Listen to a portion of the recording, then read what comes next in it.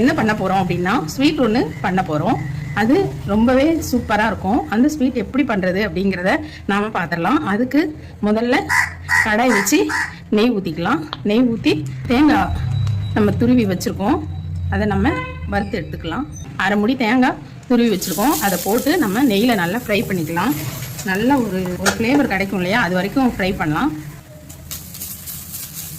இந்த ஸ்வீட்டுக்கு முதல்ல நம்ம தேங்காயை ஃப்ரை பண்ணி எடுத்துக்கலாம். அடுத்து என்ன செய்யணும் அப்படிங்கிறத நம்ம பார்க்கலாம். ரொம்பவே விரும்பி சாப்பிட்ற ஒரு ஸ்வீட் இது.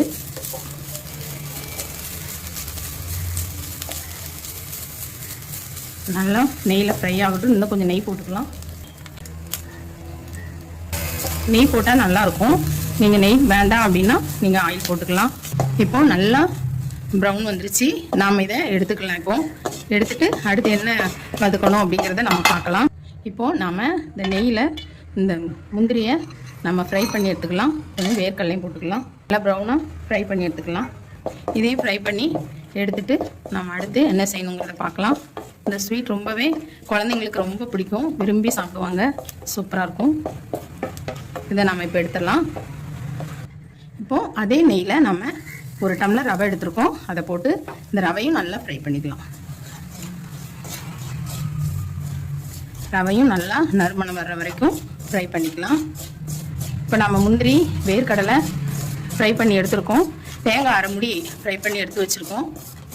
இப்போது 200 கிராம் ரவை எடுத்து நம்ம ஃப்ரை பண்ணிகிட்ருக்கோம்.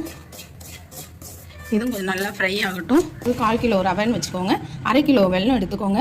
அதை இப்போது நீங்கள் தண்ணி ஊற்றி கரைச்சிக்கலாம். இதை நல்லா கொஞ்சம் இப்படி கரைச்சிக்கோங்க. கரைச்சி அப்படியே நம்ம ரவை வறுத்தோம் இல்லையா, அதில் ஊற்றி நம்ம இப்போ கலரலாம். ரவை அளந்தீங்க இல்லையா, 1 கப்பு நம்ம ரவை எடுத்தோம் இல்லையா, 3/4 கப்பு வெல்லம் எடுத்தோம், அதுக்கு 3 கப்பு தண்ணி எடுத்துருக்கோம். நம்ம கரைச்சி வச்சு வெல்லம் தண்ணியை சேர்த்துடலாம். இது மண் தூசி எதுவும் இல்லாத வெள்ளமாக இருக்கிறதுனால நம்ம அப்படியே சேர்த்துக்கிட்டோம். நீங்கள் எப்படின்னா வடிகட்டி சேர்த்துக்கோங்க.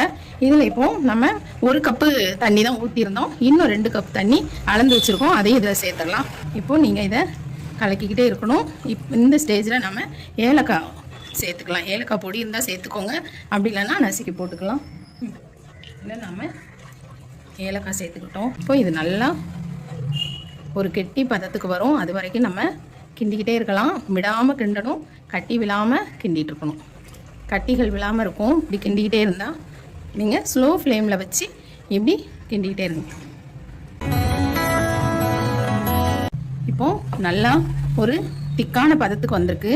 இப்போ நீங்கள் இதில் கலரும் போதே நெய் விட்டு கலரிக்கிட்டே இருந்தீங்கன்னா நல்லா அந்த சைடில் எல்லாம் நெய் பிரிஞ்சு இப்படி நல்லா ஒரு பதத்துக்கு வந்திருக்கு. இந்த ஸ்டேஜில் நம்ம வறுத்து வச்சுருந்தோம் இல்லையா தேங்காய், அதை சேர்த்துடலாம். இந்த நட்ஸையும் சேர்த்துக்கலாம். நட்ஸு அளவு எல்லாம் உங்களோட விருப்பம்தான். இதை நல்லா கிளறிக்கிட்டே இருக்கலாம். வெல்லம் உங்களுக்கு நல்ல பாகு வெல்லம் வாங்கினீங்கன்னா கலர் நல்லா சூப்பர் கலர் கிடைக்கும்.